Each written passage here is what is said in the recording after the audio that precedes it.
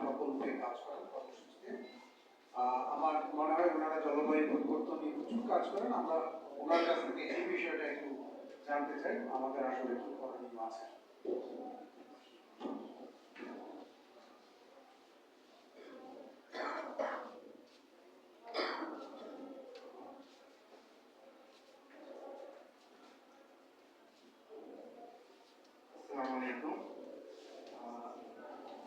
ধন্যবাদ জানাচ্ছি আমাকে সুযোগ করে দেওয়ার জন্য। মঞ্চের উপবিষ্ট আপনার অতিথি এবং সামনে উপবিষ্ট অতিথি সবাইকে আমি আমার পক্ষ থেকে এবং সিসিবির পক্ষ থেকে শুভেচ্ছা দিয়ে কিছু কথা দিয়ে শুরু করতে যাচ্ছি।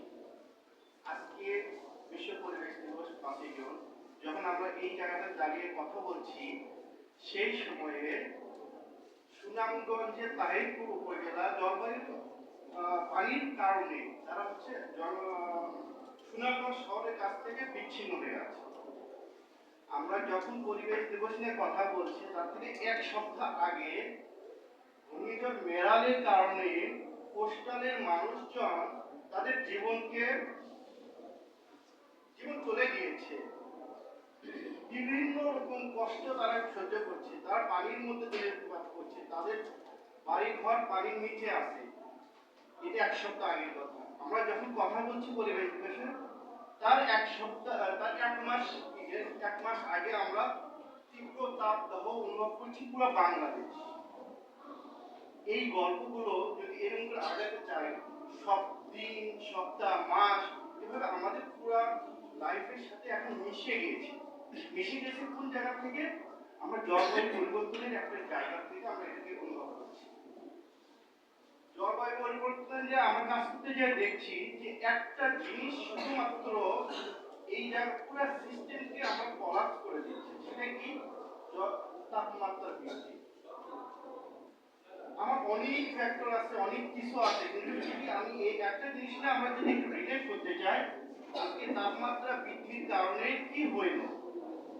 তাপমাত্রা বৃদ্ধির কারণে আমার কোস্টালে যে সাইক্লোন গুলো হচ্ছে সেটা বেড়ে গেছে।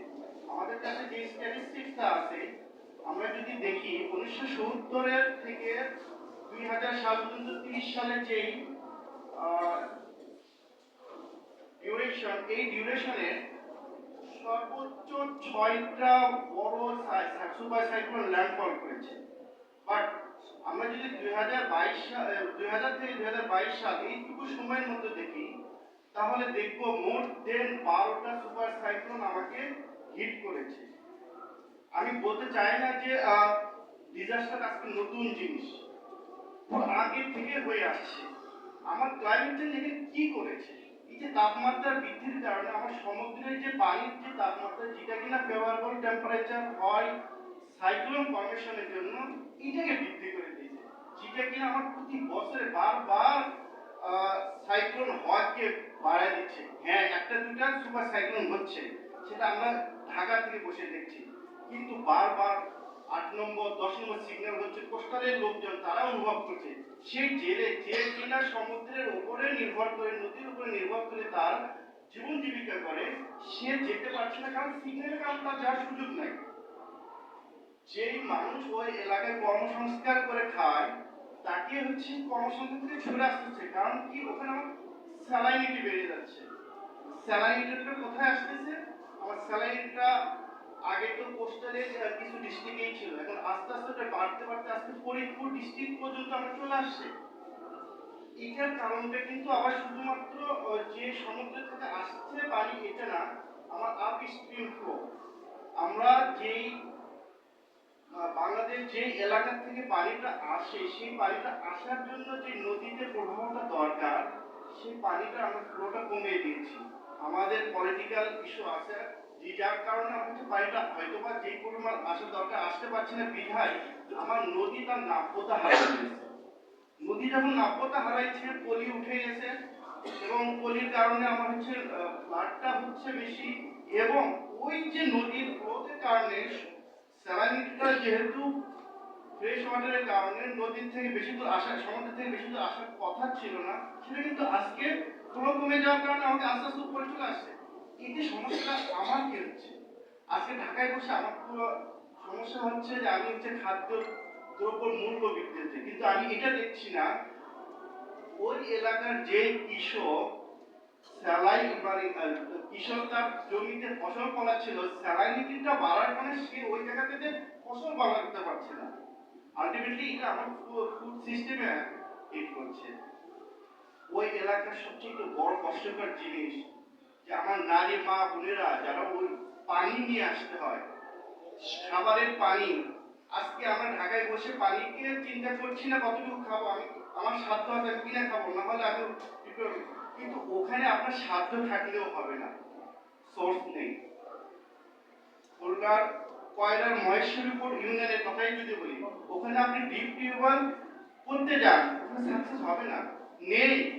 1000 ফুট নিচে গেলেও সেখানে থেকে লবণ পানি।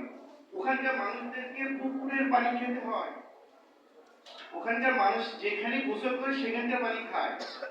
একবার চিন্তা করেন তো, যদি আমি ওই জায়গাটাতে থাকি আমি কিভাবে সার্ভাইভ করব?